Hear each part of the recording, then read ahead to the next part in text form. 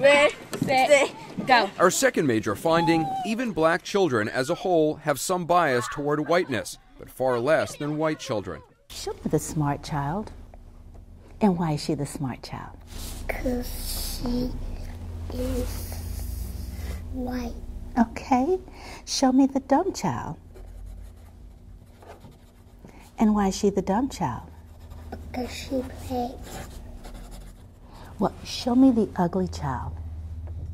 And why is she the ugly child? Because she plays. Show me the good-looking child. And why is she the good-looking child? Because she likes skating. And show me the skin color you believe most teachers think looks bad on a girl. I don't think they think it matters. Because I think each teacher wants to help a student learn either way what they look like. And it doesn't matter what you look like on the outside, it just matters what you look like on the inside. Show me the good-looking child.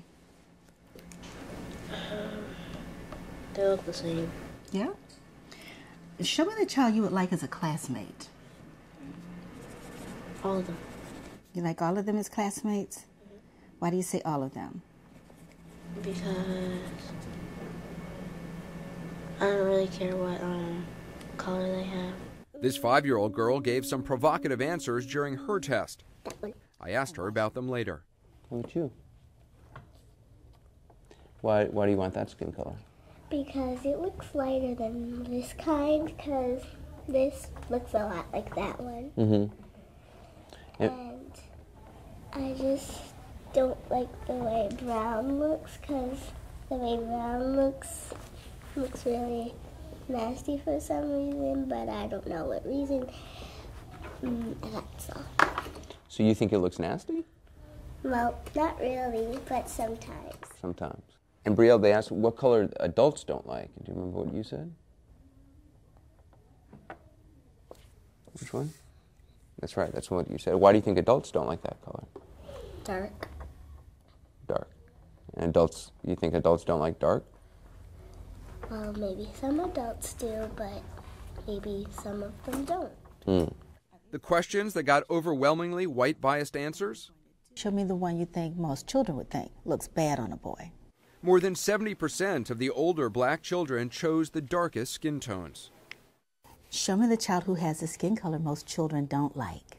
More than 61% of the younger black children chose the 2 darkest shades. Show me the ugly child. More than 57% of the younger black kids chose the 2 darkest shades. Dr. Spencer says the research shows the bias toward white is still very much part of our culture. All kids are exposed to these stereotypes, but what's really significant here is that white children are learning or maintaining those stereotypes much more strongly than the African American children.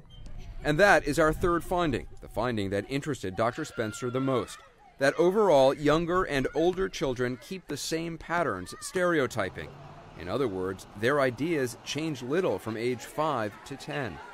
Ordinarily, by the time children are older, there's sort of a natural filter, their own ways of thinking sort of aids them in sort of rethinking the extreme stereotypic sort of responses to become less highly biased.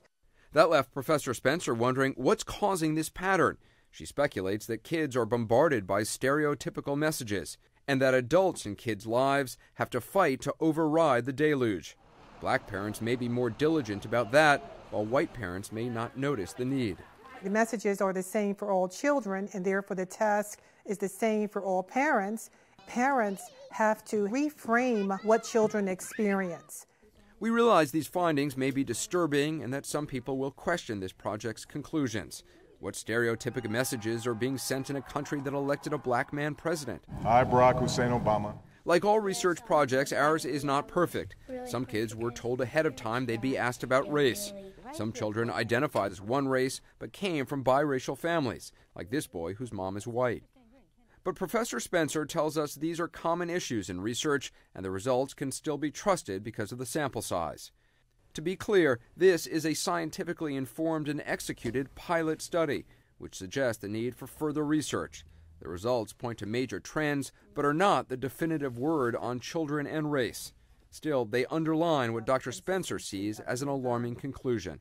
We are still living in a society where dark things are devalued and light things are valued. The question we're left with is, where do we go from here? Anderson Cooper, CNN.